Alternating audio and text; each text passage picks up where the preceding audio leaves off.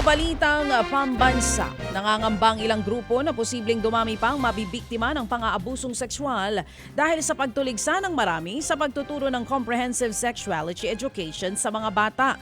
Ayon po sa grupong Enough is Enough, mas maraming kabataan ang madaling maging target ng pang-aabuso. Dahil kulang ang mga ito sa sapat na kaalaman tungkol sa sex dahil sa hindi rin sapat na edukasyon. Kung hindi raw magbabago ang pananaw at pagtutol ng mga konserbatibong grupo sa isinusulong na anti-teenage pregnancy bill sa Senado, wala raw itong magiging pinagkaiba sa pag-promote ng kamangmangan at pang-aabuso sa mga bata. Una nang sinabi ng mga kritiko ng panukala na masyadong maaga ang pagtuturo ng sex sa mga bata.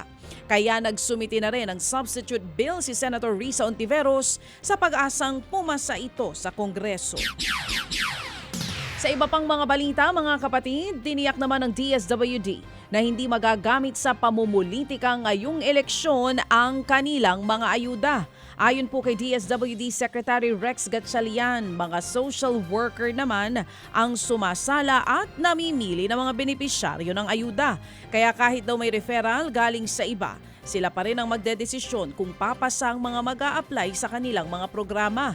Matatanda ang pinayagan ng COMELEC ang DSWD na ituloy ang pamimigay ng ayuda kahit umiiral ang election ban.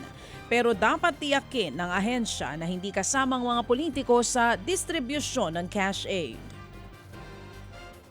Aminado naman ng Philippine Statistics Authority o PSA na kailangan nito ng karagdagang pondo para mapunan ng backlog sa National ID ng Pilipinas. Ayon po sa PSA, nasa higit 55 million na National ID ang naipamahagi na nila. Pero meron pa ring 36 million na backlog. Sa ngayon, hindi pa rin nakakahanap ng bagong supplier ng physical ID cards ang Bangko Sentral matapos kanselahin ang kontrata ng kanilang unang supplier.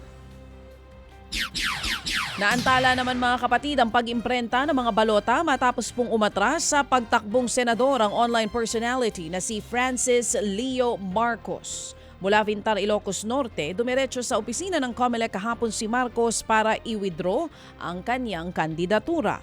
Yan po'y kahit naglabas ang Korte Suprema ng Temporary Restraining Order o TRO laban sa desisyon na ideklara nga siyang nuisance candidate.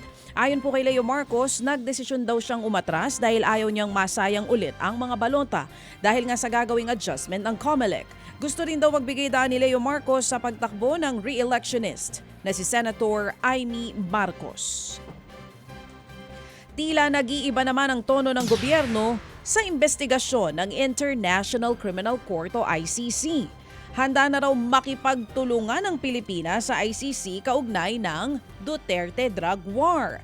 Sa report ng Reuters, sinabi ni Justice Secretary Boying Remulla, makikipag-usap daw sila sa ICC sa maayos na paraan. May mga area na po pwedeng makipagtulungan ng Pilipinas.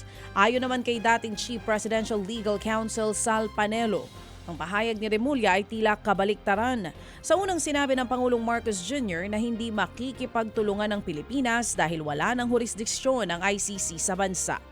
Dapat daw mag-resign ang miyembro ng gabinete na hindi kinikilala ang posisyong ito ng Pangulo.